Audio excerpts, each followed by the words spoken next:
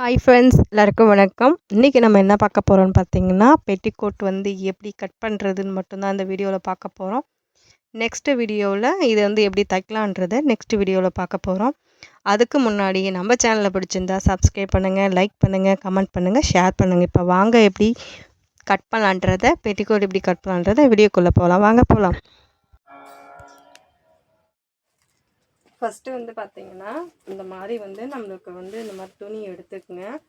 இப்போ நான் வந்து பார்த்திங்கன்னா காட்டன் துணி தான் எடுத்திருக்கேன். இந்த மாதிரி ரெண்டாக ஃபஸ்ட்டு மடிச்சிருங்க. ரெண்டாக மடிச்சுட்டு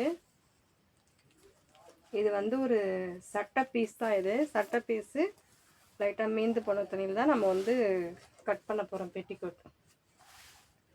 இப்போ நான் வந்து பார்த்திங்கன்னா 4ஆக மடித்து போட்டிருக்கேன். 4ஆக மடித்து போட்டுட்டு இப்போ நம்ம தைக்கக்கூடிய நம்ம கட் பண்ணுறது வந்து பார்த்திங்கன்னா 3 வயசு இந்த மாதிரி போடலாம். நான் அந்த மாதிரி சைஸ் உள்ள பிள்ளைங்களுக்கு இந்த பெட்டிக்கோட் வந்து போடலாம்.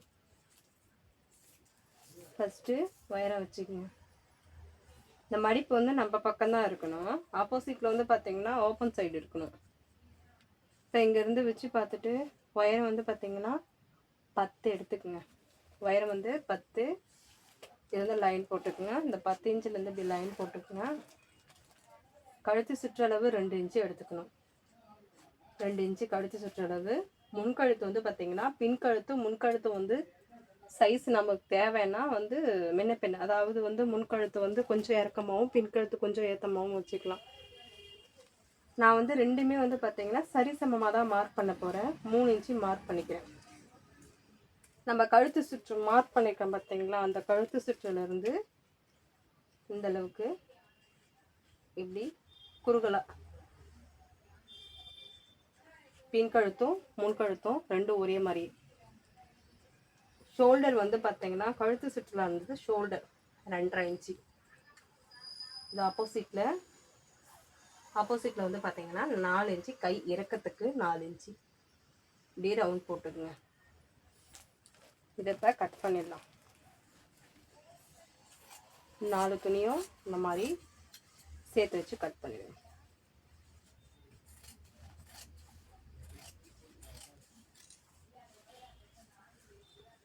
அகலம் வந்து பார்த்தீங்கன்னா 7.5 இன்ச்சு கூட எடுத்துக்கலாம். 7.5 இன்ச்சு இல்லைன்னா 8 இன்ச்சு நம்ம சைஸுக்கு தகுந்த மாதிரி அகலத்தை வந்து எடுத்துக்கலாம்.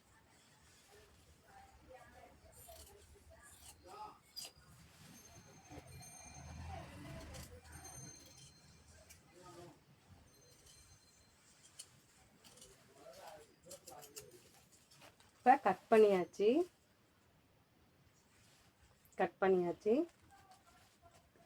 இதுக்கு வந்து பார்த்திங்கன்னா நம்ம வந்து கை வைக்க போகிறதில்ல. கழுத்துக்கும் கைப்பகுதி மட்டும், அதாவது துணியை கொடுத்து நம்ம தச்சுக்க போகிறோம். அதுக்கு கீழ் பீஸ் வந்து பார்த்திங்கன்னா இந்த துணியை இப்படி ரெண்டாக மடிச்சுக்குங்க. ரொம்ப அகலம் தேவையில்லை, ரெண்டாக மடிச்சுக்குங்க. அகலம் வந்து 30 இன்ச்சு ரெண்டாக மடித்து போட்டு 30 வச்சாலும் ஓகே தான். ஏன்னா சுருக்கம் கொஞ்சம் நிறையா வந்துச்சுன்னா நல்லாயிருக்கும். பெட்டிக்கோட்டுக்குமே கொஞ்சம் தாராளமாக இருக்கும்.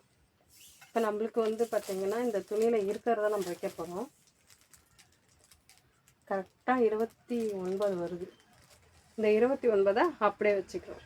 வச்சுட்டு நீளம் வந்து பார்த்திங்கன்னா 15 இன்ச்சு நம்ம வச்சுக்கலாம்.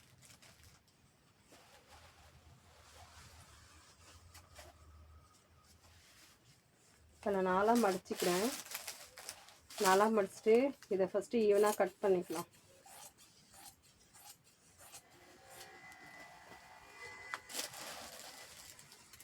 இங்கேருந்து 15 மடிக்கிறதுக்கு இதெல்லாம் சேர்த்து 15 போதும். இங்கே மார்க் பண்ணிக்கோங்க. மார்க் பண்ணிவிட்டு அப்படியே கட் பண்ணிக்கோங்க. அகலத்துக்கு 1 இன்ச்சு கம்மியாக தான் இருக்குது, இருந்தால் போதும்.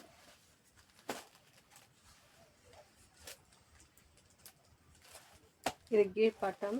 இது வந்து பார்த்திங்கன்னா மேல் பாடி. இது இந்த அளவுக்கு துணி இருக்குது. இப்போ நம்மளுக்கு தேவைன்னா இதில் ஏதாவது டிசைன் வச்சு கூட நம்ம இதில் அட்டாச் பண்ணிக்கலாம். ஓகே ஃப்ரெண்ட்ஸ், இவ்வளோ தான் வீடியோ.